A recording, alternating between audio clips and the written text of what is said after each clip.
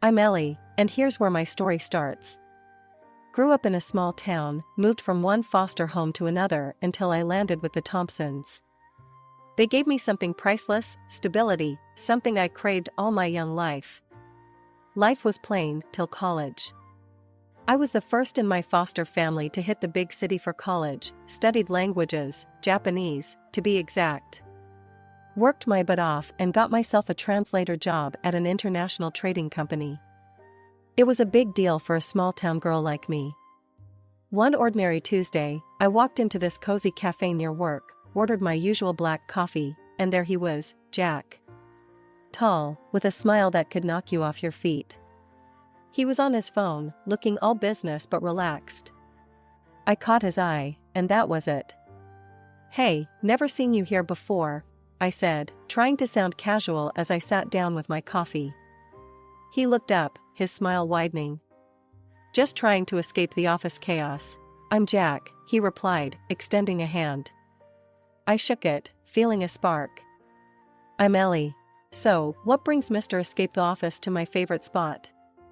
"Good coffee and better company, it seems," he quipped. We hit it off from there. Days turned into weeks, weeks into months, and before we knew it, a year had passed, and we were talking about more than just coffee. Jack was from the city, knew his way around, and had a charm that was hard to resist. But life's not all smooth sailing, right? We decided to tie the knot after a year of dating. I was over the moon but wanted him to meet the folks who made me who I am, the Thompsons. Now, my foster parents, Mr. and Mrs. Thompson, they were salt-of-the-earth types. Lived simply, worked hard. They were fixing up their house, so they rented this tiny apartment that was nothing to write home about. But it was warm, filled with love. I remember telling Jack, "It ain't much, but it's filled with good memories." He nodded, but I saw that look in his eyes as he scanned the cramped space. He was trying to hide it, but the man was uncomfortable. We spent the weekend there. My folks were thrilled, treated him like royalty, but Jack, he was off, always checking his watch, eager to head back. As we drove back to the city that Sunday night, the silence in the car was heavy. I had to say something. "Jack, you've been quiet. What's up?" He sighed. "Look, Ellie, your folks, they're nice and all, but we come from different worlds, you know?" His words stung, but I kept my cool. "And what's that supposed to mean?" "It's just different, Ellie. I'm not used to this simple life. But hey, it doesn't change how I feel about you," he added quickly, trying to smooth things over. I looked out the window, biting my lip, thinking about all the differences between my world and his. "Jack, I don't need fancy.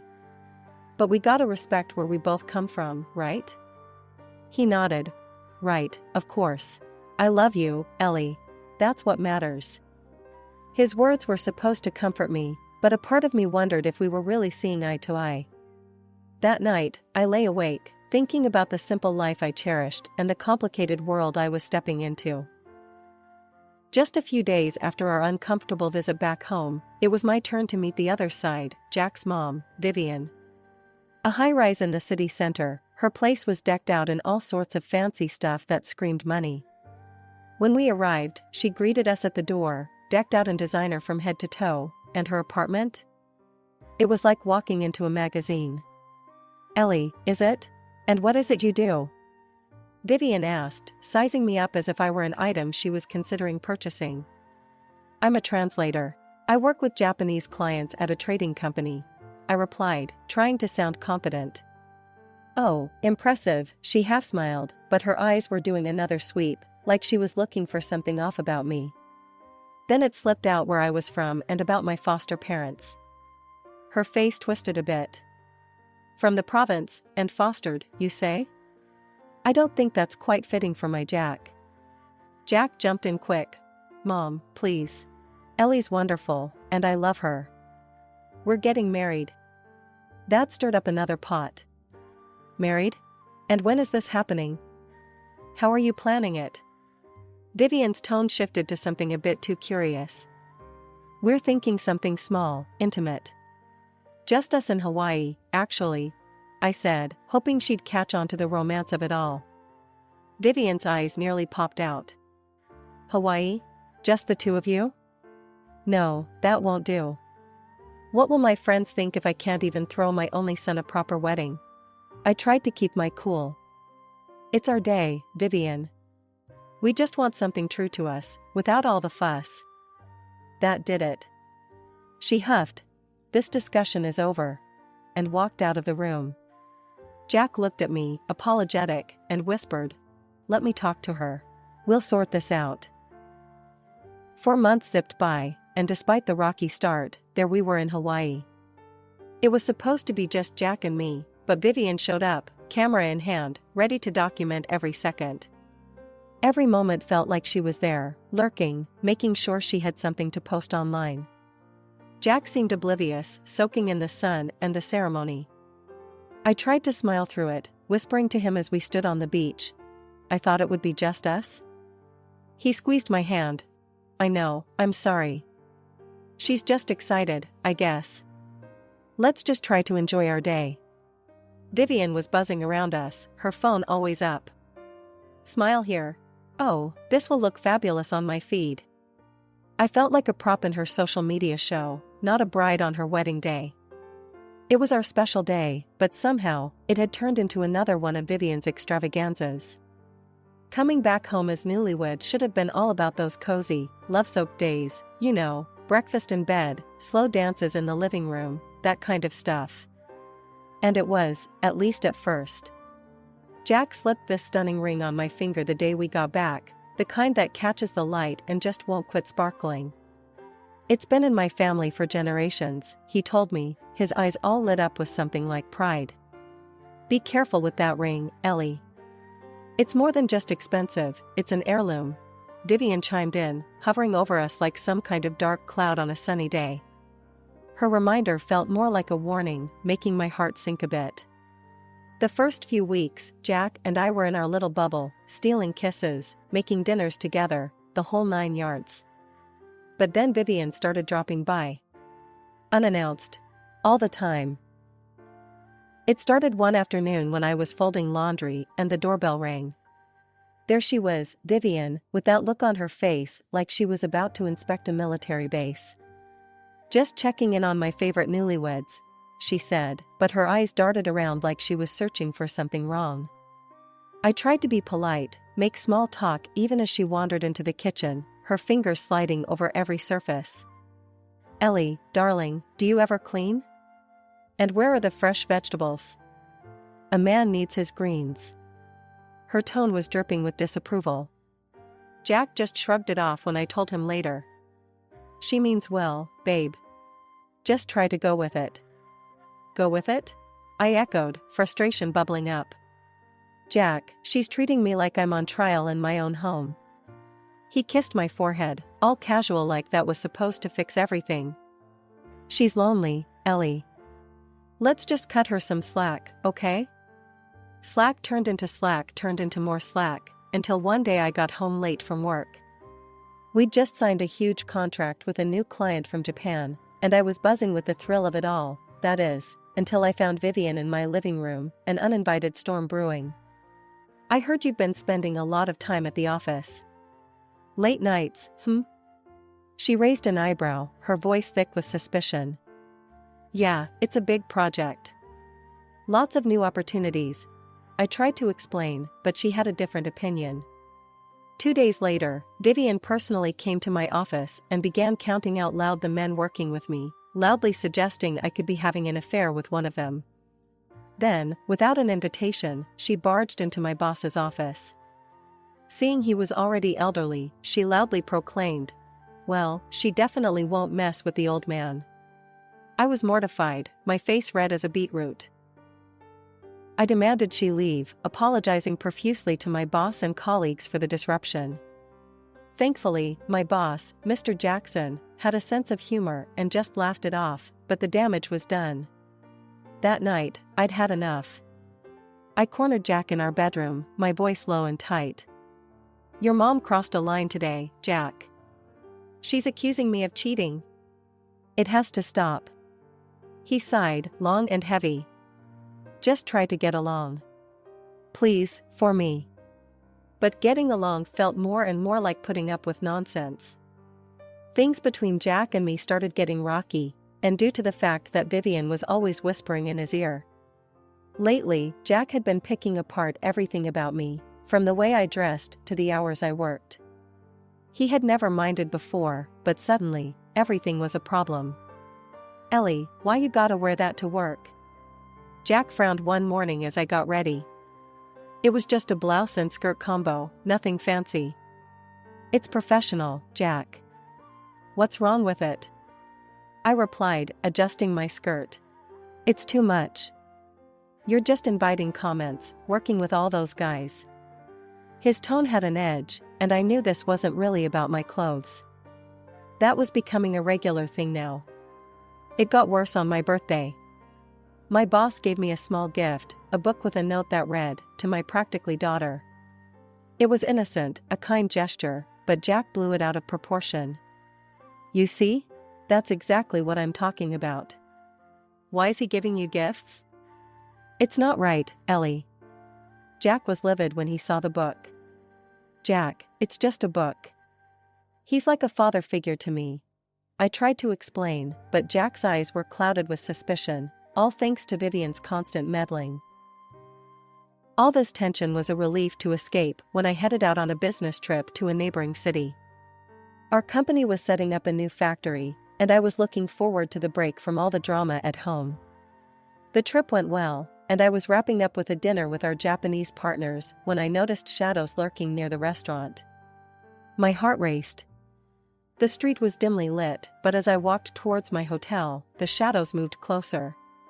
Panicked, I asked two colleagues to walk me back. As we neared the hotel entrance, the light from the lanterns revealed who was following me, Jack and Vivian. "What the hell, Jack? What are you doing here?" I blurted out, unable to hide my shock.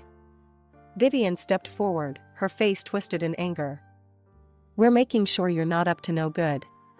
Can't trust you around all these men, can we?" My colleagues were staring, and I felt my face burn with embarrassment. Trying to calm the situation, I said, "This is ridiculous. You're both acting like I'm some kind of criminal." But Vivian wasn't having it. "I'll be telling your parents about this. They should know what kind of woman you've turned out to be." I couldn't hold back a bitter laugh. "Go ahead, tell them. They'll laugh you out of town." The ride back was a silent one. Jack and his mother sat in the front, and I was alone in the back seat, staring out the window, the city lights blurring into streaks of color as tears filled my eyes. I was married to the man I loved, but it felt like I was trapped in a bad dream, with Vivian as the relentless nightmare that wouldn't end. Vivian had actually gone through with her threat and showed up at my parents' place. I couldn't believe it when Mom called me, her voice shaking as she recounted what had just happened. "She was here, Ellie," Mom said, her voice strained. "She demanded to see your father right away, so I gave her the address to his workshop." I felt my stomach drop. Dad was at his workshop, where he spent most of his days crafting and creating in his element. Mom continued, "Your mother-in-law went there, saw your father in his work clothes, all stained from the glass dyes, and she just scoffed." I gripped the phone tighter, bracing myself. "When your father went over to greet her, he apologized for not shaking her hand. His were all stained from work, you know?" She looked at his hands, Ellie, made a face, and said something awful about coming to this backwater for nothing. My heart sank as I listened. "She said she understands now why you turned out the way you did, and just left without another word." "Thanks for telling me, Mom. I need to think about what to do." I hung up, feeling a mix of anger and hurt swirling inside. It wasn't long before Vivian made her next move. The very next day, she cornered me in the living room, her eyes cold and judgmental. "Ellie, now I see where you get your manners, or should I say, lack thereof. Your father, an ordinary worker, his hands permanently dirted. What kind of upbringing, what kind of manners, could you possibly teach any children?" I shuddered to think. Her words were like daggers, but before I could respond, Jack walked in. Instead of defending me, he went straight to his mother, taking her in his arms. "Mom, I'm sorry about all this. Ellie's family, they're just different from us." That was it. The last straw. I couldn't believe what I was hearing. Different? Is that your way of saying my family isn't good enough for your high standards? My voice broke, the hurt too deep. Jack looked at me, his eyes empty. "It's just how things are, Ellie. We come from different worlds." "So that's it, huh?" My voice rose, thick with emotion. "If I'm such a disgrace, why don't we just end this? If I'm so below you, let's get a divorce." Vivian's eyes lit up, almost gleefully. "Well, that sounds like a splendid idea." Jack just nodded, passively. "Maybe that's for the best." I spent the night in our guest room, tears streaming down my face. Every word Vivian said replayed in my mind, every dismissive glance from Jack. The man I thought I knew, the life I thought we were building, it was all a lie. The early morning light filtered through the blinds, casting a soft glow across the room as I sat on the edge of the bed, phone in hand. It was time to make some difficult calls, but necessary ones. First on my list was my boss, Mr. Jackson, whose kindness had always made the stresses of work bearable. "Mr. Jackson, it's Ellie," I started, my voice a bit shaky. "I'm facing some personal issues and need to take some time off. I can take it unpaid if necessary." "Ellie," he replied quickly, his voice laced with concern. "You're one of our most valuable team members. Take a paid vacation. Sort things out and come back when you're ready. We'll manage here." His generosity brought a lump to my throat. "Thank you, Mr. Jackson. I can't tell you how much this means to me." Next, I dialed my mother, who had always been my anchor in any storm. As soon as she answered, I spilled everything, the words tumbling out in a torrent of emotion. "Mom, it's all falling apart here. I can't do this anymore. Jack and his mom, it's just too much." Her voice was calm, soothing. "Ellie, we've been prepared for this call. Your father and I are on our way. Just pack what you need." As I ended the call, I glanced around the room, my eyes landing on the few personal items I'd brought into this house, none of which felt like they belonged. I started packing, each item a reminder of the life I thought I'd build with Jack. Vivian appeared at the doorway, her presence like a dark cloud. "Remember, Ellie, only take what you bought with your own money. Don't think about grabbing anything else," she said, her voice cold and accusing. It wasn't long before I heard the gravel crunch under the tires of an old vehicle. Looking out the window, I saw the familiar beat-up pickup truck that belonged to my parents. Jack and Vivian followed me outside, their expressions a mixture of smugness and curiosity as my parents' truck pulled up. Jack scoffed loudly. "Sure that old thing will even make it back?" My father, a quiet strength emanating from him, stepped out and faced Jack without a word. He handed over the divorce papers, his eyes steady and unwavering. Jack grabbed the papers and signed them with a smirk, his mother chuckling beside him. "Glad to be rid of this mess," he muttered. We arrived at my parents' home, a large, imposing structure that felt more like a sanctuary now. I spent the next few hours unpacking and trying to settle my nerves, the peace of the familiar surroundings slowly calming me. That evening, as I sat looking out at the garden, my phone rang. It was Vivian. "Ellie, you need to return the ring. It's a family heirloom, not a parting gift." I held the phone away for a moment, taking a deep breath before responding. "Vivian, that ring was given to me as a wedding gift. If you want it, come and get it yourself." The morning light was just beginning to spill over the horizon when I saw them from the upstairs window. Jack and his mother, Vivian, stood at the gate, staring up at the house as if they had stumbled into a fairy tale. Their expressions of disbelief were almost comical. I watched from behind the curtain, a smirk playing on my lips.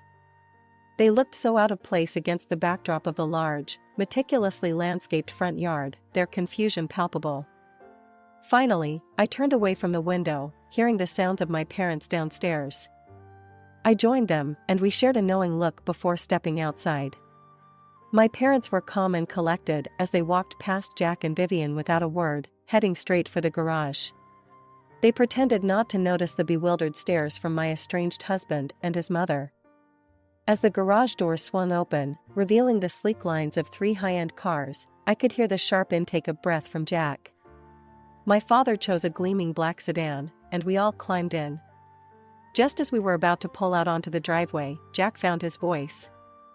"Ellie, what is all this? This house, these cars?" I stepped out of the car, walking over to them with a calm I hadn't felt in months.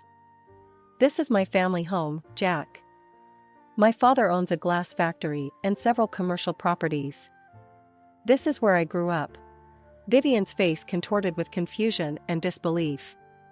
But your father, he was wearing work clothes, his hands were dirty." I couldn't help but smile at her naivete. "Yes, Vivian. He was launching a new product line.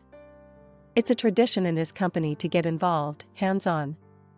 It doesn't mean he's not successful or wealthy." They stood there, stunned, unable to reconcile the image of the hard-working man they'd seen with the opulence around them. At that moment, a group of our neighbors approached, their faces bright with smiles. "Good morning, Mr. Thompson. We heard about your latest charity event. It's wonderful what you're doing. You've got our support in the mayoral elections, you know," one of them called out cheerfully. My parents nodded and thanked them. Jack's face was a mixture of awe and regret, his eyes darting between his mother and me. Vivian looked like she had swallowed something bitter, her earlier arrogance washed away by the undeniable reality in front of her. I turned back to the car, giving Jack and his mother one last look. "Well, I guess you see things a little differently now," I said, not unkindly. Their expressions, a mix of shock and realization, were all the confirmation I needed that the past, with all its hardships and heartaches, was finally behind me. The morning's revelations hadn't even settled when Jack made his move. He shoved his mother aside with such force that she stumbled. "It's all your fault, you know. You pushed her away with your nonsense," he shouted at her, his words laced with bitterness. Then, turning to me, his demeanor changed completely. He rushed over, trying to pull me into an embrace, his hands reaching out as if trying to erase everything with a simple touch. "Ellie, please, listen to me. We were good together, weren't we? I love you, I really do," he pleaded, his voice a desperate whisper. I recoiled from his touch, the warmth we once shared long extinguished by his betrayal. "Stop, Jack. Just stop," I said firmly, pushing him away with all the strength I could muster. I quickly got into the car, my heart pounding. My father, without a word, pressed the remote control, and the garage doors began to close behind us. Jack and his mother stood there, calling out, their voices a blend of desperation and disbelief. "Ellie, please, forgive us. We didn't mean any of it," Jack yelled, his voice cracking under the strain. Vivian, scrambling on the ground for the dignity she'd lost, joined in. "Ellie, my dear, I was wrong. Please." As we drove away, the finality of the moment weighed on me, but a part of me needed closure, a definitive end to this chapter of my life. As we reached the end of the driveway, I asked my father to stop the car. Jack, thinking this was his chance, ran up to the car, his face lit up with hope. His mother, a few paces behind, tried to catch up, her earlier elegance replaced by desperation. Without a word, I rolled down the window, pulled the wedding ring from my finger, and held it out for a brief moment. Jack's eyes widened as he realized what was about to happen. "This is where it ends, Jack," I said, my voice steady. With that, I threw the ring out of the window.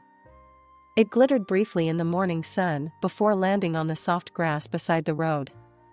Jack's mother, ever the opportunist, rushed to where the ring had fallen, her hands scrambling through the grass. I rolled up the window, shutting out their pleas and the painful past they represented. "Let's go, Dad," I said quietly. 2 weeks later, I was back in the city, in a new apartment that felt more like home than I'd felt in a long time. I returned to work, where Mr. Jackson welcomed me with open arms and a gentle understanding that eased my transition back into routine. Jack made several attempts to contact me, each more desperate than the last. He claimed to have cut ties with his mother, begging for another chance. But some things, once broken, can't be mended. I told him it was over for good this time, and blocked his number. No more words were needed.